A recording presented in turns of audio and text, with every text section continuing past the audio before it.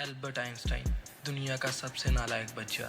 किसे पता था कि ये एक दिन इस दुनिया का सबसे बड़ा साइंसदान बनेगा। तो चलिए बिना वक्त ज़ाया किए हम आपको इस खूबसूरत सफ़र पर ले चलते हैं। क्या आप यकीन करेंगे कि एक बच्चा जिसे स्कूल से निकाल दिया गया था, जो बोलने में दिक्कत महसूस करता था, वही बच्चा एक दिन दुनिया का सबसे बड़ा साइंसदान बना।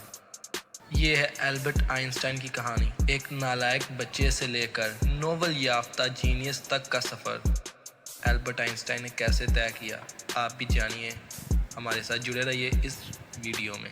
14 मार्च 1969 ईस्वी जर्मनी में पैदा होने वाला बच्चा आइंस्टाइन, जो कि बोलने में सुस्त था। इसके उस्तादों ने इसके बारे में कहा था, ये बच्चा कभी कुछ नहीं कर पाएगा। मगर कौन जानता था कि यही नालायक बच्चा दुनिया का एक दिन सबसे बड़ा साइंसदान बनेगा। जब वो स्कूल जाता तो वो चुप सा रहता, उलझा हुआ सा रहता, पढ़ाई में कोई दिलचस्पी नहीं रखता था। लेकिन किसी को क्या पता था कि ये चुप रहने वाला बच्चा अपने ही दिमाग में पूरी कायनात का नक्शा बुन रहा था। आइंस्टाइन को स्कूल से निकाल दिया गया, यहाँ तक कि आइंस्टाइन पर ऐसा एक वक्त आया जब इन्हें कहीं से नौकरी ना मिली। मगर इन्होंने हार नहीं मानी और अपनी थ्योरीज पर काम करते रहे। और वो स्विट्जरलैंड में एक पेटेंट कंपनी में काम करता था।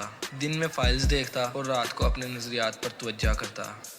सन 1905 एक ऐसा साल जिसे लोग मौजज़ाती साल कहते हैं। इस साल एल्बर्ट आइंस्टाइन ने ऐसा काम कर दिखाया था जो कि साइंसदान सदियों तक ना सोच सके। E+mc² यानी तवानाई और मादा एक ही चीज़ के दो रूप हैं। इस एक मुसावात ने फिजिक्स, कायनात, वक्त-ओ-ख़ला के बारे में हमारी सोच बदल कर रख दी। 1921 वो साल जिसमें एल्बर्ट आइंस्टाइन को एक नोबेल इनाम मिला। मगर इतना बड़ा अवार्ड मिलने के बाद वो कभी गुरूर में ना आया और उसने एक बात कही, मैं कुछ खास ज़हीन तो नहीं, मगर मैं सवाल पूछने से कभी ना रुका। जब वो इस दुनिया से रुखसत हुए तो उन्होंने इंसानियत को एक ऐसा तोहफा दिया, तख्लीकी सोच, सवाल करने की ताकत और हार ना मानने का जज्बा।